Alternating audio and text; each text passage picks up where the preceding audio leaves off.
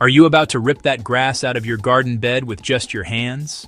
Or even worse, reach for a chemical spray you'll regret later. These are the exact mistakes that can lead to an endless, back-breaking battle.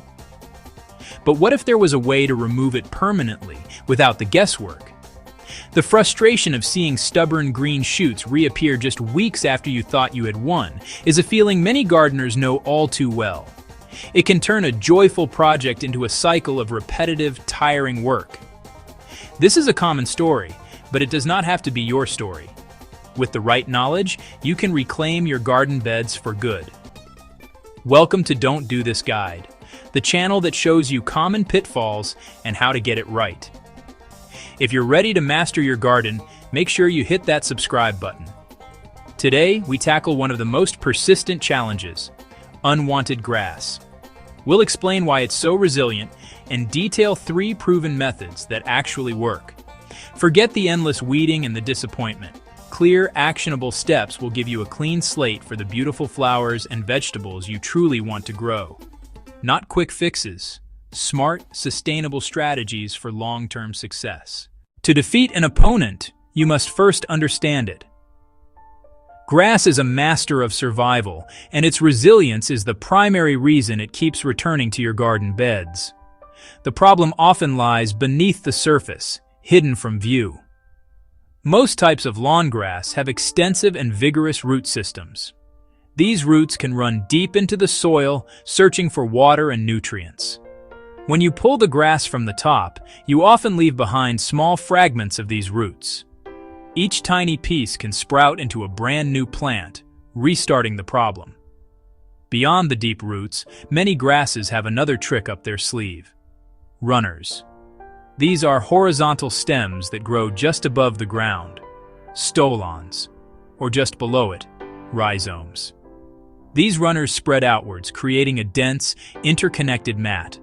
At points along these runners, new roots and new shoots form. This is how a small patch can quickly invade a large area. Digging out the main clump isn't enough. Leave a runner, and the problem continues. Another major factor is the sheer number of seeds grass produces. A single blade can make a flower head with dozens or hundreds of tiny seeds. These seeds spread by the wind. They spread by your lawnmower. They spread on the bottoms of your shoes. Seeds can lie dormant in the soil for years, waiting for light and moisture. Even after removing visible plants and roots, a hidden seed bank can sprout. One of the most common mistakes is relying solely on hand pulling to clear an area. It feels productive, and for a single, small weed, it can work. However, when dealing with established lawn grass, it is often a recipe for failure. When you pull on the green tops, the blades are liable to snap off at the crown, the base right at soil level. That leaves the entire root system and crown intact and ready to regrow. You might get a temporarily clear patch, but in just a few weeks you'll see new green shoots emerging from the very same spot. Another frequent pitfall is reaching for a quick-fix chemical spray. Many general-purpose weed killers are non-selective. They will harm any plant they touch, including your precious flowers or vegetables nearby. Some of these chemicals only kill the top growth, leaving the roots alive to sprout again. More potent, systemic herbicides that do kill the roots can have lasting negative effects on soil health. They can harm the beneficial microbes and earthworms that create a healthy growing environment. Furthermore, these chemicals pose potential risks to pets, to children, and to local wildlife. Careless or shallow digging is another don't do that leads to frustration. Many gardeners will simply turn the soil over with a spade, burying the grass. That's basically replanting the grass. The roots now have loose, aerated soil to grow in, and they will come back stronger than ever. Similarly, using a hoe to scrape off the top layer only removes the leaves. The crowns and the vast network of roots and runners remain just below the surface, poised for a vigorous comeback as soon as you turn your back. Finally, a very common error is applying a layer of mulch that is simply too thin. While a thin layer looks nice and can help retain some moisture, it will not stop determined grass. The shoots will easily find their way through the gaps and push towards the sunlight.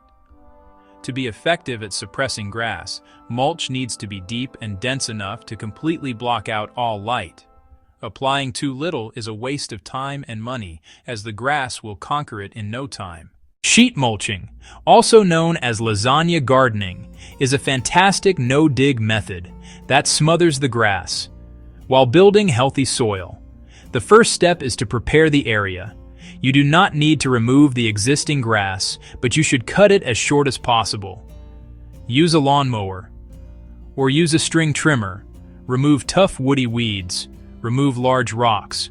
Create a relatively flat surface to work on.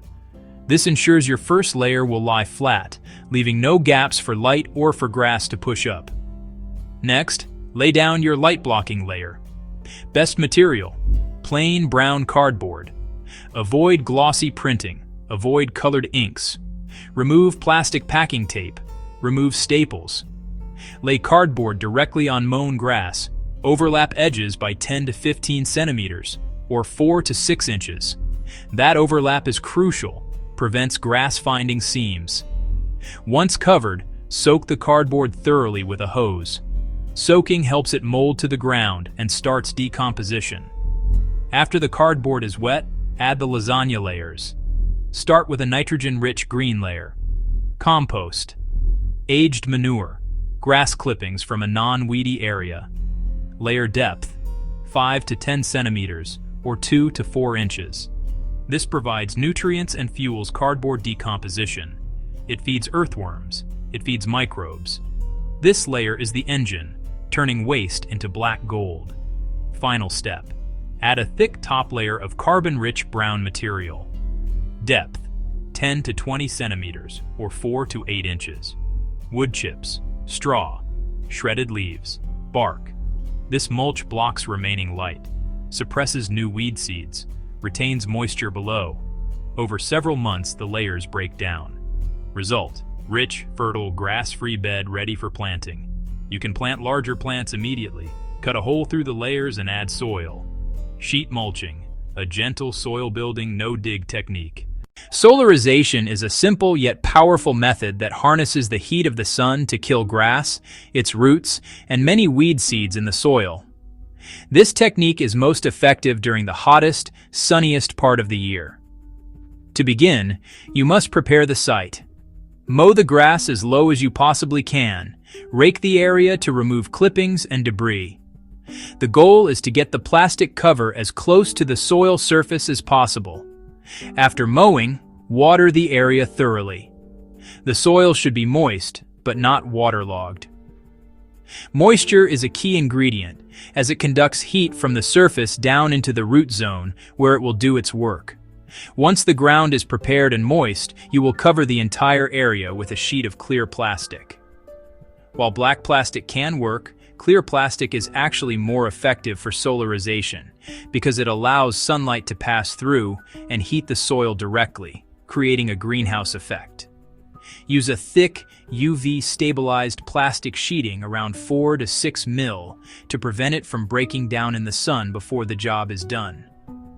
Stretch the plastic tightly over the surface of the soil. Dig a shallow trench around the perimeter. Tuck the edges of the plastic into it. Cover the edges with soil. With the plastic securely in place, your work is mostly done. Now, you must simply wait and let the sun do its job. The process typically takes 6 to 8 weeks during the peak of summer. On a sunny day, the temperature under the plastic can reach over 50 to 60 degrees Celsius, 120 to 140 degrees Fahrenheit. This intense heat is lethal to most plants, including tough grasses and their roots. It also effectively cooks many of the weed seeds and pathogens that may be lurking in the top layer of the soil, giving you a much cleaner start for your new garden bed when the process is complete. After the required time has passed, you can remove the plastic. You will find that the grass underneath is brown, dead, and brittle. The soil will be ready for planting once it has had a day or two to cool down and air out. The main pros of solarization are that it is chemical-free, highly effective at killing grass and its seeds. The primary cons are that it requires a long period of hot, sunny weather, making it unsuitable for shady areas and unsuitable for cooler climates. It can also temporarily harm some of the beneficial soil organisms in the very top layer of the soil. While no-dig methods are excellent, sometimes you need a patch cleared immediately. That's when manual removal is best. But it must be done correctly. Use the right tools and technique to remove the entire plant, roots and all. Water the area a day or two before. Moist soil is softer and easier to work with. It lets roots slide out without breaking. This prep saves effort and backache. Avoid a shovel. It slices roots. Use a garden fork and a sturdy spade. Work in small, manageable sections. Drive the fork deep at the edge of the grass, then pry upwards to loosen soil and turf. Don't flip the soil. Lift the whole sod section, including the root mat. Work methodically in small chunks. Lift and remove grass layer by layer, almost like rolling up a carpet. Far better than random, frantic digging. Shake lifted sod to return topsoil to the bed. Load removed sod into a wheelbarrow. Don't leave clumps lying around, not even upside down. Resilient grass will re-root and grow again. After removing the main layer, go over the area with a hand fork, or use a cultivator. Inspect soil for white roots or runners and remove them. This final check prevents regrowth. Best for small patches. It's hard work, but when done right, it's incredibly satisfying. Selecting the right method depends on your situation, size of the area, your timeline, your personal gardening philosophy. There is no single best method for everyone. Quick comparison: sheet mulching, solarization, manual removal. If you are planning to create a new flower bed or a vegetable patch, sheet mulching is an outstanding choice. Its gentle, no-dig approach eradicates the grass and actively improves the soil beneath it. It's perfect for gardeners who want to work with nature, building fertility and a healthy soil ecosystem for years to come. On the other hand, if you have a large, open area and it's consistently sunny, and you want to clear for a new lawn or a big vegetable garden, solarization can be incredibly efficient. It requires very little physical labor after setup. Solarization sterilizes the top layer of soil, killing grass and killing dormant weed seeds. Its main requirement is a long stretch of hot, sunny weather, ideal to undertake in late spring, so the area is clear and ready for autumn planting. It's less suitable for shady spots, or for gardeners in cooler, cloudier climates. Manual removal is the go-to when speed is the top priority. If you decide on a whim to create a small bed for annuals, or need to clear a patch for a new shrub right away, digging is your most practical option. It provides immediate gratification, a cleared patch, ready to plant the same day. It's also best for creating sharp, clean edges along a lawn, or removing isolated clumps of invasive grass in a border. The trade-off is intense physical effort required to do the job properly. Remember, these methods are not mutually exclusive. You can absolutely combine them to suit your needs. Removing the grass is only half the battle. The second, equally important half is preventing it from coming back. The first line of defense is to create a strong physical border around your new garden bed. Lawn grasses are experts at creeping in from the sides, sending their runners just under the surface. To stop this invasion, install a solid edging material around the perimeter of the bed. This can be made of metal, durable plastic, or even a deep row of bricks. The barrier should be buried at least 10 to 15 centimeters deep to effectively block the underground runners from crossing into your cultivated space. Once your bed is cleared and edged, maintain a deep layer of mulch. A thick blanket of organic material like wood chips, straw, or shredded leaves, about 8 to 12 centimeters deep, is one of your best allies. This layer works in two ways. First, it blocks sunlight from reaching the soil surface, which prevents any dormant grass seeds from germinating. Second, it makes it very easy to spot and pull any new shoots that do manage to poke through. A weed growing in loose mulch has a weak root and can be pulled out with minimal effort, unlike one anchored in compacted soil. Another powerful prevention strategy is to plant densely. Nature abhors a vacuum, and bare soil is an open invitation for weeds and grass to move in. Once your bed is ready, fill it with your desired plants. Choose a mix of shrubs, perennials, and ground cover plants that will grow together to shade the soil surface. This living mulch creates competition for light, water, and nutrients, making it much more difficult for opportunistic grass seedlings to gain a foothold. Finally, vigilance is key, especially in the first year after clearing a bed. Make it a habit to walk the edges of your new garden beds once a week. Look for any telltale green shoots trying to creep in from the lawn or sprout from the soil. If you spot them, pull them out immediately while they are small and their roots are weak. A minute of weeding each week is far easier than an hour of hard labor once the grass has become established again. By creating a strong edge, mulching deeply, planting thickly, and being watchful, you can ensure your hard work pays off and your garden remains grass-free. There you have it. Removing grass from your garden doesn't have to be a nightmare. Now you know the common mistakes to avoid, and the best methods to get a clean slate for planting. We have walked through the patient, soil-building power of sheet mulching, the sun-fueled efficiency of solarization, and the immediate effective results of proper manual removal. Each method has its place. You are now equipped to choose the right one for your garden, your body, and your timeline. The endless cycle of pulling and digging can finally end when you approach the task with a clear, informed plan. The key takeaway: a successful removal is a thoughtful one.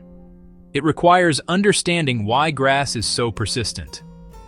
Doing it right the first time saves you countless hours of frustration and repeat work.